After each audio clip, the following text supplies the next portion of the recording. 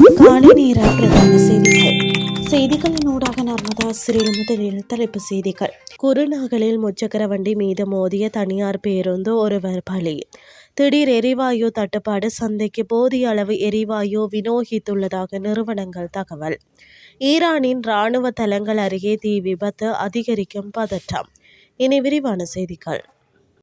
குருநாகலில் தனியார் பேருந்து ஒன்றும் முச்சக்கர வண்டி ஒன்றும் நேருக்கு நேர் மோதி விபத்துக்குள்ளாகியுள்ளன. குறித்த விபத்து நேற்று குருநாகல் நாரம்மலை பகுதியில் இடம்பெற்றுள்ளது. குறித்த விபத்தில் சிக்கி முச்சக்கர வண்டியின் சாரதியான வாரியப்பொலை பிரதேசத்தை சேர்ந்த 46 வயதுடைய நபர் உயிரிழந்துள்ளார்.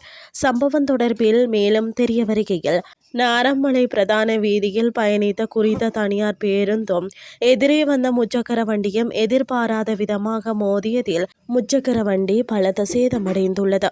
இதையடுத்து விபத்தில் படுகாயமடைந்த முச்சக்கர வண்டி சாரதியை அப்பகுதி மக்கள் மீட்டு சிகிச்சைக்காக வைத்தியசாலையில் அனுமதித்துள்ளனர்.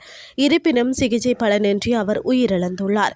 விபத்து தொடர்பில் விசாரணைகளை முன்னெடுத்த நாரம்மலை காவல்துறையினர் தனியார் பேருந்தின் சாரதியை கைது செய்துள்ளனர். மேலதிக விசாரணைகளின் பின்னர் அவர் நீதிமன்றில் முன்னிலைப்படுத்தப்பட உள்ளமை குறிப்பிடத்தக்கது. இலங்கையின் பல்வேறு பகுதிகளில் சமையல் எரிவாயு தட்டுப்பாடு நிலவி வருவதாக தகவல் வெளியாகியுள்ளன.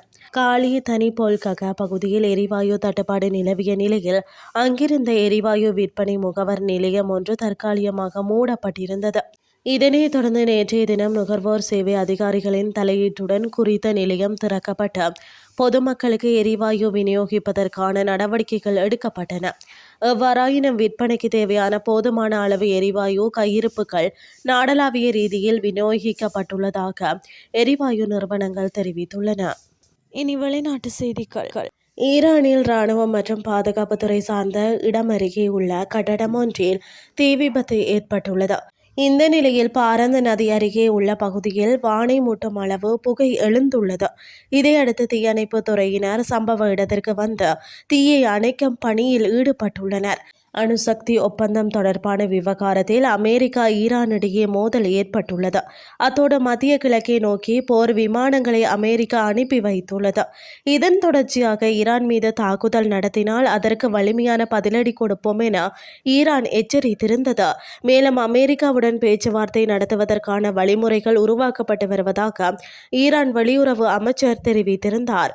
இச்சூழ்நிலையில் தீ விபத்து ஏற்பட்டுள்ளது பரபரப்பை ஏற்படுத்தியுள்ளமை குறிப்பிடத்தக்கது. இத்துடன் செய்திகள் யாவும் நிறைவடைகின்றது. அடுத்த இரவு 8:30 எதிர்பாருங்கள். நன்றி.